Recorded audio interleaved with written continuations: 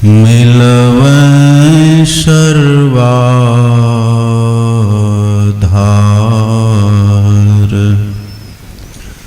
मंगलमय मंगल करना विनवा बारंबार।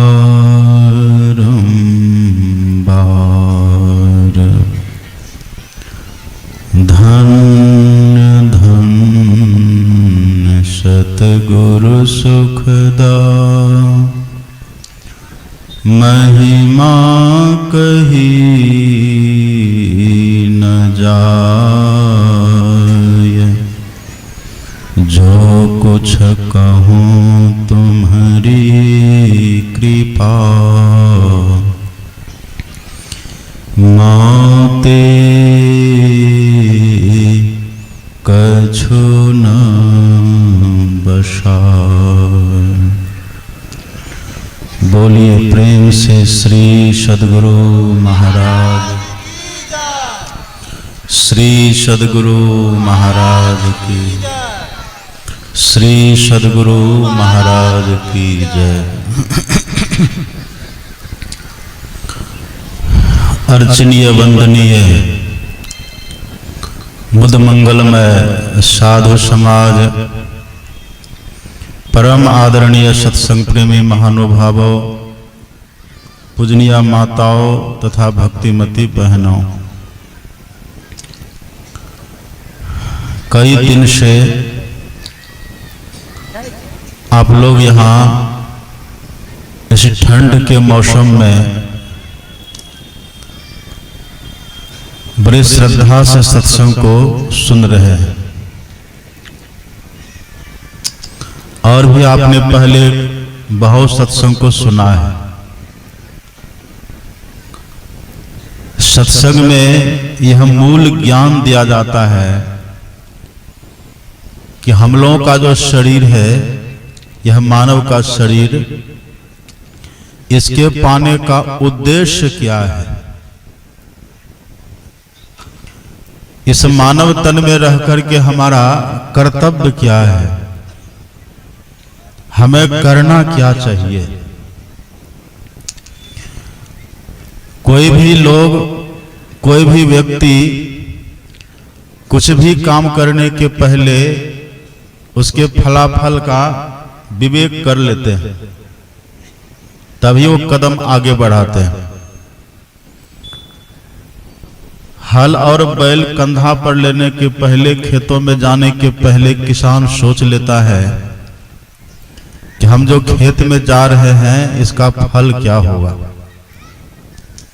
कोई बिजनेसमैन है, वो व्यापार शुरू करने के पहले लाभ की बात को सोच लेता है।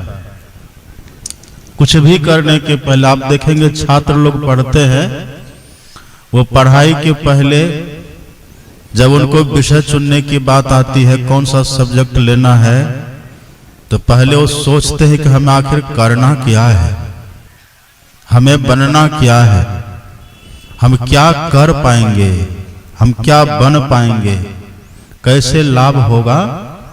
इन सब बातों को सोच करके फिर वो अपने मनोनुकूल विषयों का चयन करता है, चुनाव करता है, और फिर वो आगे बढ़ता है। ये सब तो हम करते हैं, बहुत अच्छी बात है, लेकिन महापुरुषों ने एक चिंतन दिया, एक विचार दिया और हमें निर्णय करने के लिए, डिसीजन लेने के लिए विवश किया। आखिर हम और आप जो मनुष्य बने हैं, ये जो मानव का तन मिला है, इसको पाने का उद्देश्य क्या है, ये क्यों हमको मिला है। यदि सत्संग को आप ठीक से सुने होंगे, ठीक से समझे होंगे और मति को, बुद्धि को, मन को, चित्त को शांत करके, स्थिर करके तब चिंतन किए होंगे, विचार किए होंगे, मंथन, विचार मंथन किए होंगे, तो आपको पता चला होगा इस शरीर को पाने का उद्देश्य है क्या आखिर। काशी में एक बहुत बड़े संत रहते थे, उनका नाम आनंद स्वामी। आनंद स्वामी के पास एक व्यक्ति गया जो बड़ा धनी था। उनके पास गया और प्रणाम किया। आनंद स्वामी ने पूछा, तुम क्या करते हो? कहा, मेरा बिजनेस है, मैं व्यापार करता हूं। क्यों करते हो व्यापार? तुम्हारे व्यापार करने का उद्देश्य क्या है? उस व्यक्ति ने कहा, क्योंकि धन कमाएंगे, धन के लिए हम बिजनेस व्यापार करते हैं। रुपया पैसा हमको मिले, धन संपदा हमको मिले, आर्थिक संपूर्णता जीवन में आवे, इसलिए हम धन कमाते हैं। तो कहा, धन कमा करके करोगे क्या? मान लो बहुत धन तुम्हारे पास हो जाए, करोड़ों अरबों खरबों हो जाए, तो आखिर करोगे क्या? कहा, उसको पा करके हम अच्छा से जिएंगे, अच्छा मकान बनाएंगे, अच्छी कार खरीदेंगे, अच्छी व्यवस्था करेंगे, अच्छा कपड़ा पहनेंगे, अच्छा भोजन करेंगे। हम जिससे आराम से जी सकें, धन कमा करके हम वो काम करेंगे। बढ़िया सा घर बना लेंगे, अनुकूल व्यवस्था में रहेंगे, अनुकूल भोजन करेंगे, हर तरह की अनुकूलता बना करके, हर तरह की व्यवस्था करके तब हम रहेंगे। जब जैसा भोजन चाहिए वैसा भोजन कर लेंगे, जब जैसा वस्त्र चाहिए वैसा वस्त्र हम पहन लेंगे, जब जैसी कार में घूमने का मन करेगा वैसी कार में तब हम घूम लेंगे। हम आराम से जिएंगे, सुखी हमारा जीवन होगा, अनुकूलताओं से भरा हुआ हमारा जीवन होगा। अभावग्रस्त हम जी नहीं सकते। संत ने कहा, अच्छा तुम बड़े अनुकूल ढंग से जीना चाहते हो, अनुकूल मकान चाहते हो, अनुकूल भोजन चाहते हो, अनुकूल वस्त्र चाहते हो, अनुकूल गाड़ी चाहते हो, अनुकूल सब कुछ चाहते हो और तब जीना चाहते हो। एक बात बताओ, तुम जीना क्यों चाहते हो? तुम्हारे जीने का उद्देश्य क्या है? क्यों जीना चाहते हो? कहिए, क्या कहिएगा आप? कार चाहिए जीने के लिए, मकान चाहिए जीने के लिए, वस्त्र चाहिए जीने के लिए, भोजन चाहिए जीने के लिए, सारी अनुकूल व्यवस्थाएं चाहिए हमारे जीवन में जीने के लिए। पर आपने कभी सोचा हम जीते क्यों हैं? कभी सोचे हैं? हाँ, कभी कल गांव घर में लोग ये बात कह देते हैं और हम लोग भी सुनते, हम लोग भी कहते हैं, लोग गांव घर में कह देते हैं। कोई लोग कहते हैं हम खाते हैं जीने के लिए, और कोई कहता है हम जीते हैं खाने के लिए। ये कोई उत्तर हुआ? ये कोई जवाब हुआ? आखिर जीने का हमारा उद्देश्य है क्या? हम क्यों बढ़िया भोजन करके जी रहे हैं? क्यों हम बढ़िया कपड़ा पहन करके जी रहे हैं? ये जीवन का उद्देश्य क्या है? और ये सवाल सबके भीतर नहीं आता, जिज्ञासा भी सबके भीतर नहीं आती, इस तरह का प्रश्न भी सबके भीतर नहीं आता। और जिसके जीवन में कोई जिज्ञासा नहीं हो ना, वो तो फिर मुर्दा का जीवन हो जाता है। जिज्ञासा विहीन जीवन मुर्दा का जीवन है। जिज्ञासा तो चाहिए जीवन में। आखिर हम जी क्यों रहे हैं? हमारे जीने का उद्देश्य क्या है? हमारे जीवन का तात्पर्य क्या है? हम क्यों जी रहे हैं?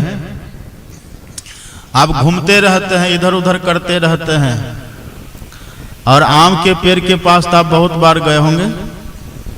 अब देखते हैं आम के पेड़ में बड़े सुंदर सुंदर फल लगे होते हैं, सुपक को फल हो जाता है, और जब हवा चलती है, बयार चलता है, तो आम का फल टूट करके गिरता है कि नहीं? कभी दिल दिमाग में हुआ कि क्यों ये फल गिरा, फल ये गिरा क्यों? ये फल टूटा पेड़ से तो इधर ही क्यों आया, ऊपर क्यों नहीं चला गया? देखते तो सब है, लेकिन ये दिमाग में बात आई। एक आदमी था, क्या नाम था उसका? सब न्यूटन का नाम जानते हैं, पर गुरुत्वाकर्षण की खोज तो पहले हो चुकी थी। लेकिन अब बच्चों को पढ़ाया जाता है कि न्यूटन वो आदमी था, एक व्यक्ति था, एक बगीचा से गुजर रहा था, देखा आम के पेड़ से पका हुआ फल गिरा, अब फल गिरा, अब वो दिमाग लगाता फल क्यों गिरा।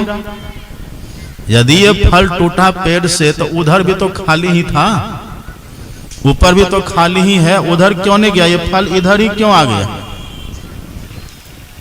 टूटते फल को गिरते तो बहुत लोग देखते हैं, पर सबके दिमाग में बात आती है, जिज्ञासा होती है दिमाग में। जिसके दिमाग में जिज्ञासा हो गई, ये प्रश्न जिसके दिमाग में खड़ा हो गया, सवाल उत्पन्न हो गया, वो न्यूटन इस संसार को गुरुत्वाकर्षण का नियम दे दिया कि नहीं। उसका नाम देख के वैज्ञानिक में आ गया, वो प्रसिद्ध हो गया संसार में। ये जिज्ञासा कितनी बड़ी चीज है। कभी आपने सोचा हम जी क्यों रहे हैं, हमारे जीने का उद्देश्य क्या है। और सबसे अद्भुत बात तो यह है कि हम जिएंगे कब तक, यह है पता, कब तक हम जिएंगे। क्षणभंगुर जीवन की कलिका, कल प्रातः को जाने खिली न खिली। मलियाचल की सुचि शीतल मंद, सुगंध समीर चली न चली। कलिकाल कुठार लिए फिरता तन नम्र है, चोट सही न सही। भजले हरि नाम अरि रसना, कल प्रातः को जाने हिली न हिली। कल का सूर्य देखेंगे हमको पता है, कल का सूर्य देखिएगा पता चलेगा, पता है किसी को, किसी को पता नहीं है। पांव पलक की सुधि नहीं, करे कल की साज। अब लोग क्यों उथल पुथल कर रहे हैं, ये कोहराम क्यों हो रहा है भीड़ में। चप्पल लेकर आपका कोई भाग रहा है, बैठ जाइए जल्दी से।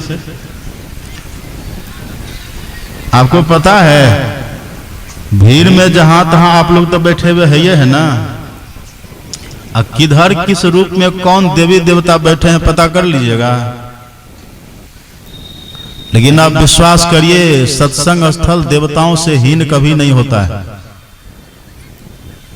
जहां सत्संग होता है वहां आप तो जो है सो है ही हैं, और इस सभा में देवी देवता भी विराजते हैं, तभी तो सत्संग की महिमा है। आप इतनी भीड़ क्यों लगा देते इतनी ठंडी में। अभी घर में रहते आप कम्बल ओढ़ करके, रजाई ओढ़ करके, घोड़ा तापते रहते और हलवा पका पका खाते कि ना घोड़ा के पास बैठ करके। ठंडियों में लोग वही खाते रहते। हमने इधर बहुत खाया है। जब ठंडी का समय आता था तो घोड़ा लगाते थे, गोईठा वाला घोड़ा, लकड़ी वाला, उसमें हलवा डाल देते थे। और कभी कल तक रात में सोने के समय जो राख होता है ना जला हुआ, गरम गरम राख में डाल देते थे, रात भर में एकदम घुल जाता था। और सुबह खाने में कितना आनंद आता था। हम सब भाई बहन बैठते थे घोड़ा के पास और वही हलवा 1-1.5 घंटा तक थोड़ा थोड़ा खाते रहते थे और आग जलता रहता था, आनंद आता था। लेकिन अभी देखिए आप सब उस आनंद को छोड़ करके अभी घर में रहते, चाय पीते, नाश्ता करते, आराम से कंबल ओढ़ करके, रजाई ओढ़ करके बैठे रहते, अपना घर में रहते, ठंडी से बच के रहते। लेकिन सब काम धंधा छोड़ करके, खाना पीना छोड़ करके यहाँ ठंडी में आके बैठ गए। क्यों बैठे? मेरे कारण से बैठे हैं, हरगिज नहीं। कोई है जो आपको खींच रहा है यहाँ।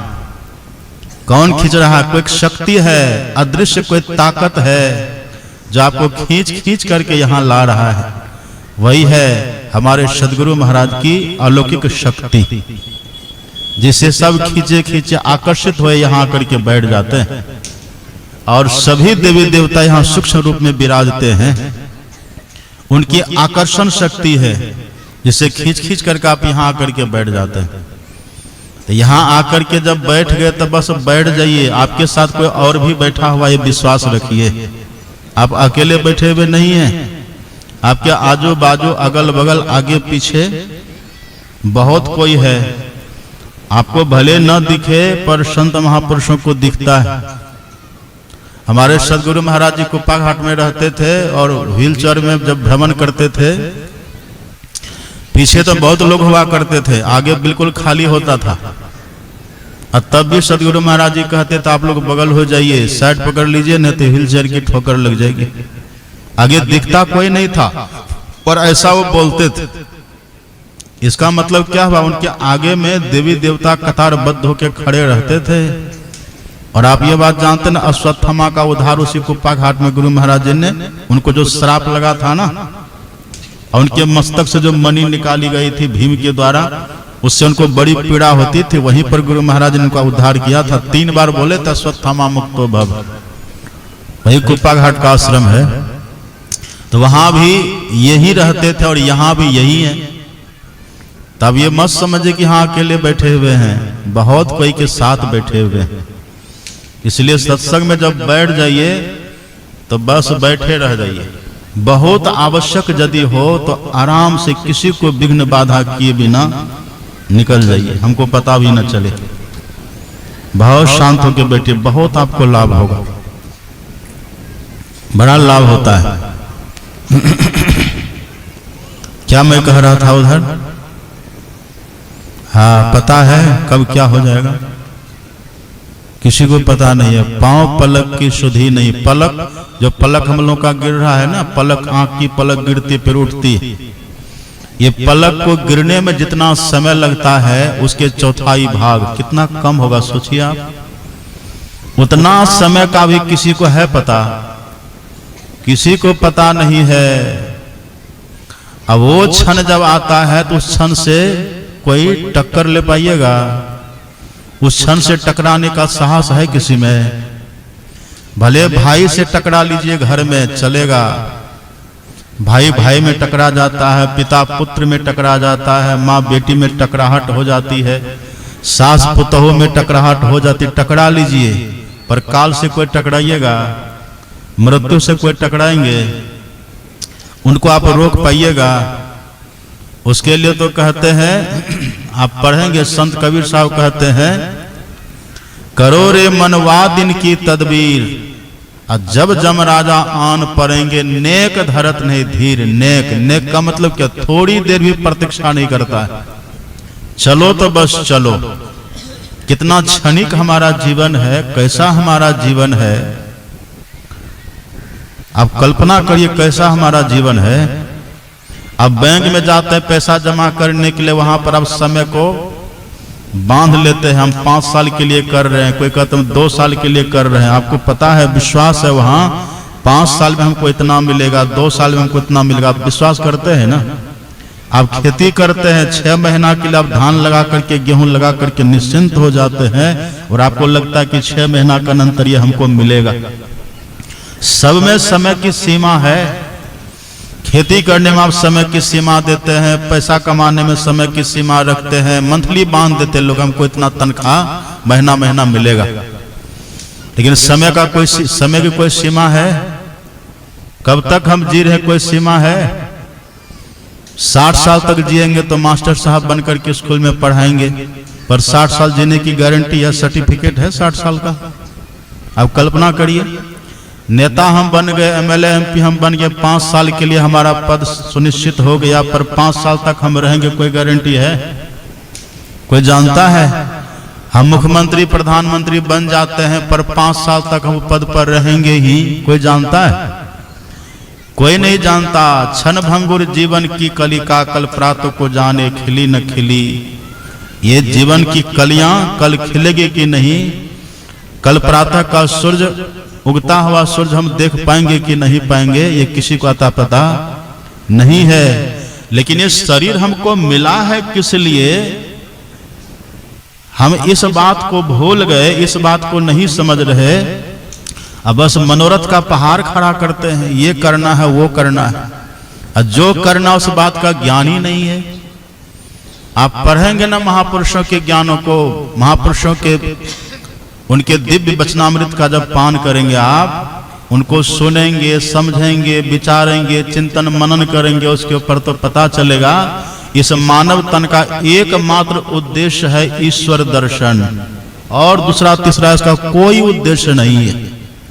और इसी के लिए भगवान ने 84 लाख योनियों में इस जीव को भुगतवाने के बाद अंतिम में ये मानव का तन इसी उद्देश्य से देते हैं कि चलो अब ये 84 का चक्कर बहुत लगा लिया, ये कुकर शुकर गधा गिदर बहुत बन लिया, ये कीड़ा मकोड़ा लता बिटब बहुत बन लिया, बहुत कष्ट झेला है ये जीव। अब इसको उधर से निकालो, एक बार इसको मानव के तन में दे दो ताकि ये मेरे पास तक आ सके, ये मेरा दर्शन कर सके। एकमात्र यही उद्देश्य है, और दूसरा तीसरा कोई उद्देश्य नहीं है। ये मास्टर बनना तो आपने उद्देश्य बना लिया, डॉक्टर बनना तो आपने उद्देश्य बना लिया, तरह तरह की नौकरी, तरह तरह का बिजनेस है तो आपने उद्देश्य बना लिया है। इस उद्देश्य से भगवान ने शरीर नहीं दिया है। मेरी बात को सुन के गुस्सा आ रहा है ना आप लोगों को? गुस्साइए मत, हकीकत यही है। लोग कहते हैं क्या बोल रहे हैं बाबा? अरे हम वही बोल रहे जो सच है, जो सच्चाई है।